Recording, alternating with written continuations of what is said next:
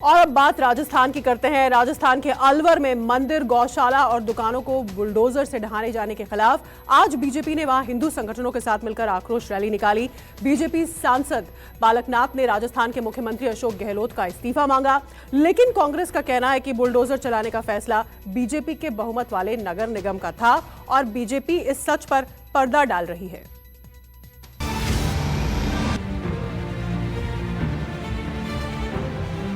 भगवान भोलेनाथ के जिस 300 साल पुराने मंदिर पर बुलडोजर चला, उससे अलवर के लोगों में भी गुस्सा है। जयपुर से दिल्ली तक विपक्ष गहलोत सरकार की घेराबंदी में जुटी है, लेकिन कांग्रेस की माने तो सारा किया धरा उसी बीजेपी का है जो इस मुद्दे को धर्म युद्ध में तब्दील करने को बेताब है। अलवर में नगरीय मास्टर प्लान में विकास को बढ़ावा देने के नाम पर सराय बाजार में 85 मकानों और दुकानों पर बुलडोजर चला, जिससे कई परिवारों के आशियाने खत्म हो गए। रोजी रोटी का गंभीर संकट खड़ा हो गया है। स्थानीय लोगों और पीड़ितों का आरोप है कि बीजेपी और कांग्रेस की सियासी रस्साकशी ने उनका सब कुछ छीन लिया है। कुछ लोग ये भी कह रहे हैं कि कांग्रेस विधायक नगरपालिका में बीजेपी के बहुमत से नाराज हैं और खुलेआम कह चुके हैं कि बीजेपी को वोट देने का नतीजा तो भुगतना ही पड़ेगा। आज जो ये वातावरण किया है, जो आपको कर्मों का फल है, खोया बीज बबूल का तो आम घास से कहा है। हालांकि कांग्रेस का कहना है कि नगर पालिका में बीजेपी का बहुमत है और बीजेपी पार्षदों ने सर्वसम्मति से अतिक्रमण हटाने का फैसला किया था, लेकिन बीजेपी समर्थकों का कहना है कि प्रस्ताव में सिर्फ मंदिर का छज्जा और बिजली के पोल हटाने की बात थी। दुकान, घर और मंदिर तोड़ने का जिक्र नहीं था। ये गया जो मिनट्स की कॉपी है बोर्ड की, उसमें तो इस बात का जिक्र है कि बाहरी हिस्सा जो छज्जा है उसे तोड़ा जाए, इलेक्ट्रिक पोल को हटाया जाए। वो भी आप कर उसकी सरकारी जमीन में आ रहा है, तो अगर वो उसकी जमीन में छज्जा आ रहा है तो वो नहीं हटा सकता। मेरी जमीन में छज्जा आएगा तो नहीं हटा सकता। मेरी जमीन में कोई चीज है तो नहीं हटा सकता। मेरी जमीन में मंदिर है तो कैसे हटा दिया। मेरी जमीन में दुकान बनी हुई है, उनकी शटरें देखिए क्या कंडीशन कर दी, उनकी सबको तोड़ दी गई है।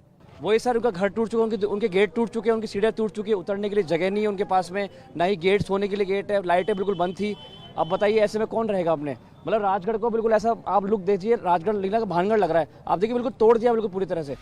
न्यूज 24 ने लोगों की शिकायत पर स्थानीय विधायक से बात की और विधायक जौहरी मीणा ने यह कबूल भी किया कि उन्होंने बीजेपी को वोट देने को लेकर स्थानीय लोगों को धमकी दी थी। जब बीजेपी 35 साल से राज कर रही है और वो लोग दुकान को और मंदिरों को गलत तरीके से स्थापित कर रहे हैं, तो तोड़ने का काम भी यही करेंगे। हम क्यों करें? बोया पेड़ बमूल का आम का से क्या मैंने खाया है। दशकों से इस मंदिर में लोग पूजा अर्चना के लिए जाते रहे, लिहाजा स्थानीय लोग कांग्रेस की गहलोत सरकार से गुस्से में और इसे तुगलक की सरकार बता रहे हैं। अपने पूज्य भगवान शिव को मानते हैं और उनकी पूजा करते रहे, तो हमारी जो धार्मिक आस्थाएं बहुत आहत हुई हैं। केवल कांग्रेस और बीजेपी की लड़ाई में आज हम पिसे हैं। इनके मन में ये कटुता है कि या तो तुम मेरा नगर पालिका में बोर्ड कांग्रेस का बनवाओ, नहीं तो ये तो होके ही रहेगा। अतिक्रमण विरोधी कार्रवाई के लिए जहां बीजेपी कांग्रेस को कसूरवार ठहरा रही है, वहीं कांग्रेस भी कागजातों के साथ ये साबित करने की कोशिश कर रही है कि ये फैसला उस नगर पालिका ने लिया जिसमें 35 में 34 पार्षद बीजेपी के हैं। कांग्रेस की माने तो मंदिर पर बुलडोजर चलाने का फैसला नगर निगम का था, बीजेपी का था और उसके पास इसके सबूत भी हैं।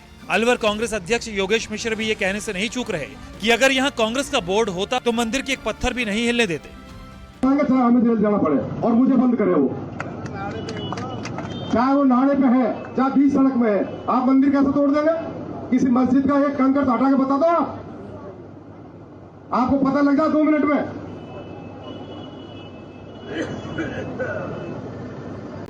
बीच सड़क पे है चाहे नाले पे, भगवान का मंदिर है, या तो उसको बढ़ने से पहले रोकते, बन गया तो आपने तुगलकी फरमान जारी कर दिया, मूर्तियों को तहस नहस कर दिया, आरी से मूर्तियां काटी है। शर्म आनी चाहिए उन अधिकारियों को भी। मंदिर और गौशाला पर बुलडोजर चला तो सियासत को अपनी दुकान चलाने का बहाना मिल गया, लेकिन अतिक्रमण के खिलाफ हुई इस कार्रवाई ने जिनके आशियाने ढहा दिए, जिनकी दुकानें जमींदोज कर दी, उनकी सुध लेने वाला कोई नहीं है। तो कुल मिलाकर अब कहा जा सकता है कि कार्रवाई हो गई है, अतिक्रमण हट गए हैं, लेकिन क्या इस अतिक्रमण को हटाने के पीछे पार्षदों को एक तरह से अंधेरे में रखकर सरकारी अधिकारी और चेयरमैन की तरफ से ही कोई बड़ी योजना पहले से ही तैयार कर रखी गई थी, जिसे बाद में इस तरह से अमली जामा पहनाया गया? ये एक बड़ा सवाल है। कैमरामैन दिनेश कुमावत के साथ श्रीवत्सन, राजगढ़, अलवर जिला, न्यूज़ 24। नमस्कार, मैं हूं मानक गुप्ता। अगर आपको हमारा ये वीडियो पसंद आया हो तो इसे लाइक और शेयर जरूर करें, और हाँ, हमें सब्सक्राइब और फॉलो करना ना भूलें ताकि आप देश और दुनिया की कोई खबर मिस ना करें।